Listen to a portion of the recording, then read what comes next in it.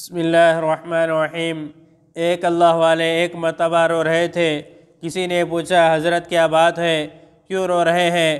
آپ نے جواب دیا، جب میرے بیٹے کا انتقال ہوا تو پورا بغداد مجھے صبر کی تلقین کر رہا تھا کہ صبر کیجئے، اللہ تعالیٰ نعم البدل عطا فرمائیں گے، لیکن آج میری نماز چھوٹ گئی تو کوئی مجھے تسلی دینے نہیں آیا۔ یہ حال تھا ہمارے بزرگوں کا، اللہ مسلمان پر رحم فرمائے۔ آج ایسا مزاج بن گیا ہے کہ نماز چھوٹ جائے کوئی افسوس کوئی غم نہیں ہوتا۔ معلوم نہیں مسلمانوں کو کیا ہو گیا ہے، اپنے اعمال بد کے ذریعے بربادی خرید رہے ہیں۔ دوستو، نماز ایک ایسی عبادت ہے۔ ایک صحابی حضور صلی اللہ علیہ وسلم سے سوال کرتے ہیں کہ یا رسول اللہ صلی اللہ علیہ وسلم، جنت میں ہم نماز پڑھیں گے یا نہیں؟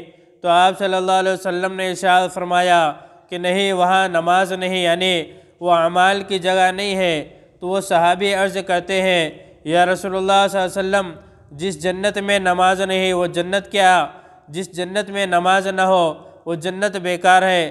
نماز سے اتنی محبت تھی حضرات صحابہ کو۔ حضرت رابعہ بصری فرماتی ہیں کہ اللہ تعالیٰ مجھے اجازت دیں تو میں قبر میں بھی نماز پڑھوں گی۔ سبحان اللہ۔ واقعہ ہے کہ جب رابعہ بصری کا انتقال ہو گیا اور ان کو دفن کرتے وقت قبر سے ایک پتھر ہٹ گیا تو دیکھا کہ ان کی قبر کافی کشادہ ہو گئی ہے اور رابعہ بصری اس میں کھڑی نماز پڑھ رہی ہیں۔ اللہ اکبر۔ یہ مقام ہے ہمارے اکابر اور بزرگان دین کا۔ حضور صلی اللہ علیہ وسلم نے ارشاد فرمایا کہ جو مسلمان نماز چھوڑتا ہے اللہ تعالیٰ اس کو 10 عذاب دیتے ہیں، 5 دنیا میں اور 5 آخرت میں۔